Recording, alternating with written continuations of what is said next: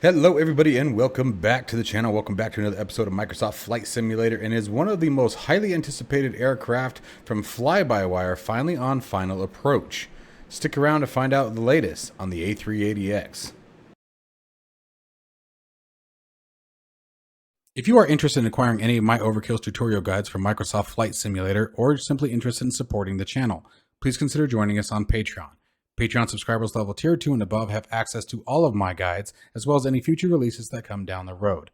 Patreon link can be found in the description below. Overkill simulations, watch us as we fly.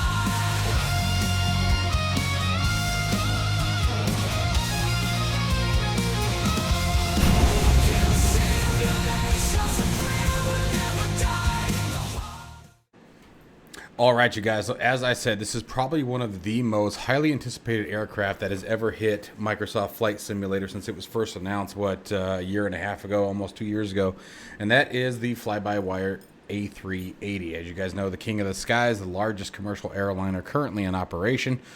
And FlyByWire is, I think, going to be the first one to actually push one out to the simmers. Now, before we get too excited about final approach, no release date has been announced, but it sounds like it is very, very close. But there's a lot of stipulations to what you're going to expect and what the user experience is going to be, which is why we're doing this video, to sort of clarify what's going to be happening coming our way.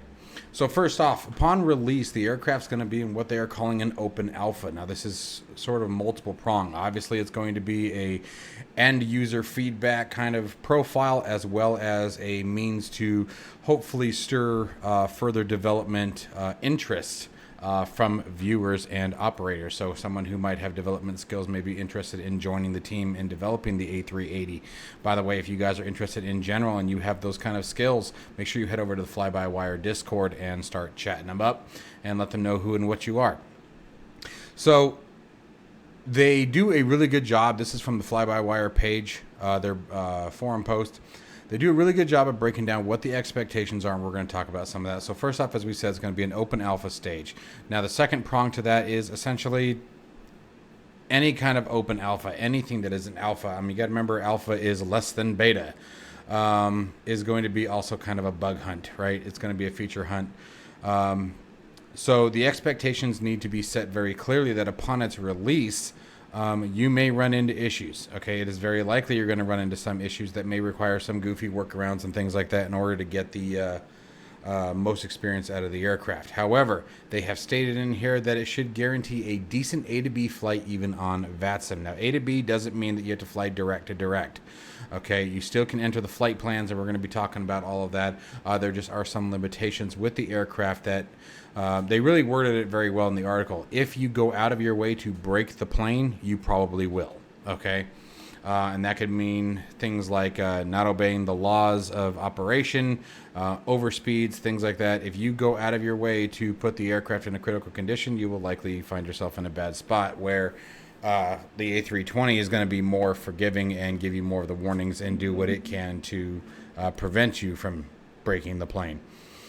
So, as we talked about a minute ago, our goal with this release is to enable access to outside contributors or developers and to provide you with an early look at the aircraft. In the meantime, much like the A32NX, we will continue to build toward a more complete experience. Remember when the A32X first came out,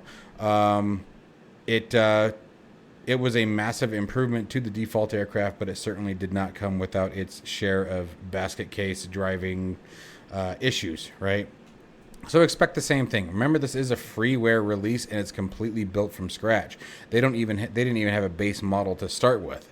Everything had to be redesigned from the ground up, where at least with the A320, they started with the Flight Simulator default, right? Regarding performance and system requirements, I really like that they put this. Okay, please note that the current 3D model and system code is not yet fully optimized, and we are pushing the limits of the MSFS 2020 engine in both graphical fidelity and system depth. So they're taking what Microsoft Flight Simulator 2020 is capable of doing and literally maxing it out. They're pushing this aircraft is requiring the almost maximum performance of what 2020 can do. So we can probably expect, this is pure speculation here, guys, and there's no documentation to support what I'm about to say, but we can clearly expect, in my opinion, that this will be moved over and migrated to 2024. All right, so if you guys are interested in, I'm going to let you guys just pause to read. Here are the minimum recommendations. The biggest thing that I wanted you guys to read was expect, on average, 25% lower performance than what you would get with the A380X. So with the A380X, if you guys are only seeing about 30 frames per second, you can expect to see like 25, 22 frames per second with the A380. So, and again, they stated that is because it is not yet optimized. Okay, so as time goes on and it gets further refinement, and I would imagine again with the engines that are coming with Flight Simulator 2024, things will change. But that part, again, I'm going to keep reiterating speculation. So developer and contributor expectations. For our developer community, we have been excited to open the A380X project to external contributors through our GitHub repository. If you are a developer and eager to make an impact, this is your chance to join the FlyByWire team, as I stated earlier in the video. So if you guys are good at this, if you know how to do texturing, modeling, coding that they're doing, reach out to them. You know, this could be a great opportunity for you to become a part of a pretty awesome project. Just remember, the FlyByWire exercise is free, right? So now what are we going to actually get with the aircraft, right? We are going to, with the above in mind, we can expect the flight management and navigation system. So we were talking earlier about a decent A to B flight. That does not mean that you're flying direct to direct, okay? You still have access to the custom flight management system, FMS, based on the updated FMS v2 implementation. That currently exists in the A320X. So if you like the way the FMC works, you'll have it. Let's see here. All leg types are supported with an aim for precise and accurate drawing of all procedures, robust sequencing of waypoints, and accurate MFD flight plan, including support holdings or for holdings. So still a decent start. So again, all of your flight plans and flight planning will still be required. Flight displays and electronic checklists. Accurate representation of the primary flight displays, the nav displays, engine warning display, and system display, featuring precise memos for numerous systems. We've also implemented electronic checklists for both normal procedures and some abnormal procedures, along with the QNH pre-selection in the flight control unit. So that's pretty awesome. All of your checklists are now going to be directly on the center displays, just like you would see in the real aircraft. So score. Core aircraft systems and failure simulations. This is all in the open alpha. Okay, so the aircraft's going to be coming out with failure options. Systems including electrical, pneumatic, and environmental, air conditioning, ventilation, pressurization, APU, and fire protections are fully modeled, including the inner components, logic, and communication protocols. Over 140 failures are available via the EFB, though as with everything else, full simulation is not always guaranteed. Fair enough. So this is definitely a very large scale alpha. I would say this is, in my opinion, based on what I'm reading in the feature list, to me this honestly sounds more like a beta, but hey, you know, that means the beta will be even better. Flight control surface and wing flex simulation. That's a big one. Not many developers are still doing wing flex. And I think wing flex is critical, especially for those camera views that we like for the window views. Like it takes away when you don't see the wing moving. Especially when you have a large-scale aircraft with 4 freaking engines. Flap load relief systems and auto extension and retraction have been accurately modeled with hydraulic and electrical actuation of the flight control surfaces, though flaps and slats are still to be completed. Okay. The triple aileron simulation on each wing creates a Volts des ailerons. Ailerons? I don't know. VDA. What does that mean? I'm going to look that up.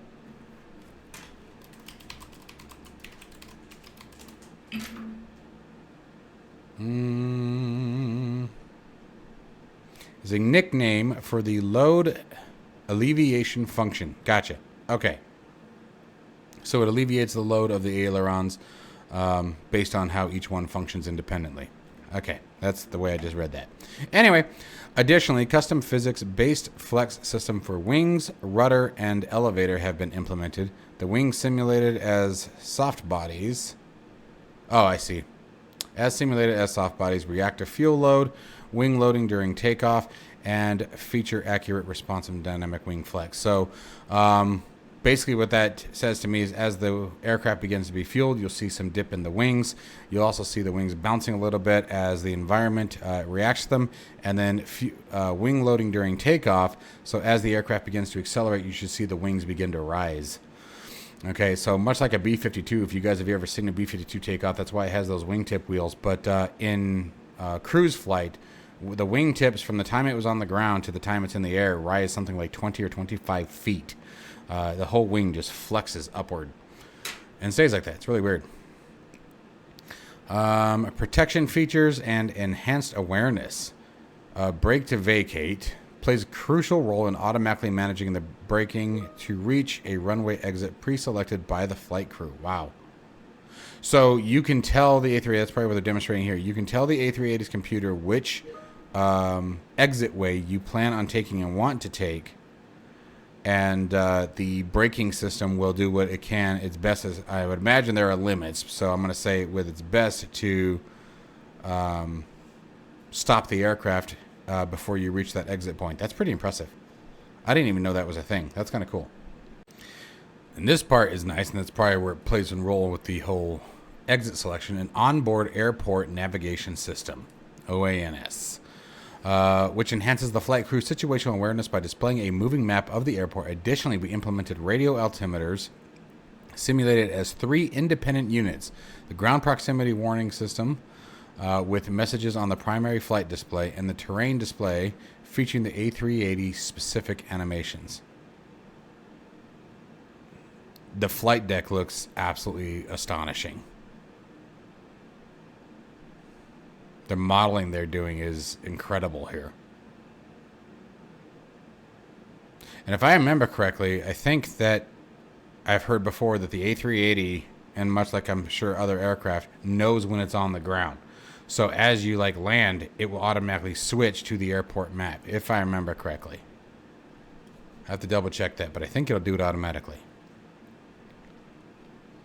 Owens in the air. That's too cool. Look at that. So yeah, as you get lower, so you can see the nav display overlaid on the airport. So as you get closer, look, the airport's already starting to populate. So imagine what it does is it zooms the airport map in as you get closer to the ground. That's pretty slick. Landing gear and taxi systems. Let's see here. Yep. Tilting landing gear with realistic nose wheel steering and body wheel steering. I forgot the body wheels turn. Makes sense with an aircraft that big. With high detail modeling and textures, powered by 5,000 PSI hydraulic lines. I can't even imagine that kind of pressure. Valves and actuators, which are all fully realistically simulated. That's incredible. And these look amazing. And then going to the FlyPad OS version 3 and aircraft configuration, the FlyPad OS version 3 remix with the A380X, I cannot talk, features such as the throttle calibration for 4 throttles, 2 throttle, and 1 throttle hardware configurations.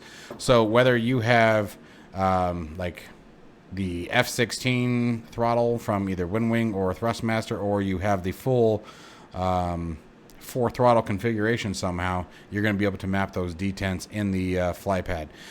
One thing they always leave out with the caveat to this is you still have to have your throttles bound inside of the simulator itself. So this is not independent of the sim. You have to map your controls inside the simulator, and then you set up your detents in the A380. So don't let that catch you. Payload weight and balance with the main and upper deck divided into 4-class configuration: economy, premium economy, business, and first class suites. If you guys have never seen the suites on an A380, go to YouTube and look it up. They are ridiculous. You think you'd renting an apartment, and you're almost paying as much because, for example, a suite in the A380X from the United States to Dubai would probably run you somewhere, if I remember correctly, like $2,000 for that flight. So yeah, you're going to pay for it too. But it's also an 18-hour flight or 16-hour flight, something like that. So yeah, I guess it all depends. I couldn't imagine being in an economy seat for 16 hours. Support for default ground services and preliminary support for GSX included either in the initial release or soon thereafter. All right, and a word on textures and models. This part's pretty good. Our modeling and texture team has invested thousands of hours into crafting an experience that feels as realistic as possible, both inside and outside the cockpit. Repost has led the way in creating a custom-built model in conjunction with Mike, I wish it was me, but it's not, who textured the photorealism using the latest Adobe Substance Painter tools. We have leveraged actual photos as the base texture and the associated roughness maps using clever techniques learned over time from experimentation with the simulator and how it looks in the sim versus real life. These insane textures are a result of Mike's experience in real life flying aircraft, as well as constant feedback from our modeling team over the past 3 years of development. So it's been in development for 3 years. Wow, I didn't think it was that long. Note, using Clear Skies in MSFS 2020 comes with a skybox texture, which ends up washing out our texture. So keep that in mind if you guys set the weather preset to Clear Skies. There could be some graphical issues at the moment. The modeling team hopes that you enjoy the visual work that brings to life the A380X in the simulator for 1,000 hours of volunteer time. Inoperable systems, the A380X is rated capable for point A to point B on VATSIM, but the development team would like to point out that much like in the past with the A321X development process, some systems may not be operable from the start. So that's fine. I expected that. This part I really do like as well, and we're going to talk about this last part here in just a minute. To assist users in flying, our beginner's guide will be released alongside the aircraft. So they already have some documentation that's going to be released at the time that the aircraft goes into the open alpha. Now, I told you guys that there was no documentation confirming that it was going to be in it, but they are obviously pushing for that. While we know men are eagerly awaiting the release of MSFS 2024, it is important to note that a 2024 specific version of the A380X will not immediately launch with it. It has been revealed that MSFS 2024 does include built-in backwards compatibility with MSFS 2020 add-ons. And while the 2020 version of the A380X may be loaded into the new simulator on day one, we cannot guarantee that functionality exists in MSF 2020 will translate to 2024. So what they're saying basically is you can copy it over to the 2024, but they can't guarantee everything is going to work. Adapting the A380X for 2024 will require some significant effort due to differences in system requirements and optimization needed for the 3D model.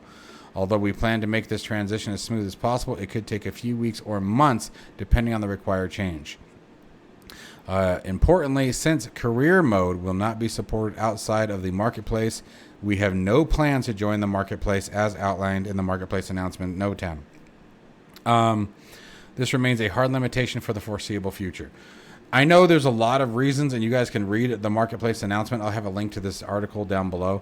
There's a lot of developers who refuse to join the marketplace. And I think there's a couple different reasons for that, especially for freeware. I don't know that you can... if I remember correctly, the marketplace requires a purchase. It requires a price. But don't quote me on that. But I remember that for a while there, it was an issue that developers didn't want to have to charge. And then it has to do with updates. Marketplace updates are kind of a pain in the ass. Just going to call it as is. A lot of developers don't like waiting. That's why I always purchase my aircraft third party whenever possible. I stay away from the marketplace as often as I can. It makes it more difficult to manage your add-ons. Yes, you have to pay attention. You have to watch email posts and forum posts from specific developers that you're interested in. But the nice thing is that when an update is released, you can have it that day. Where with the marketplace, you have to wait for essentially Microsoft to post it. So there's a couple of other caveats that go in there. So it has been a long time waiting for the A380X, guys, but it sounds like it is finally reaching the point where we should see it very, very soon.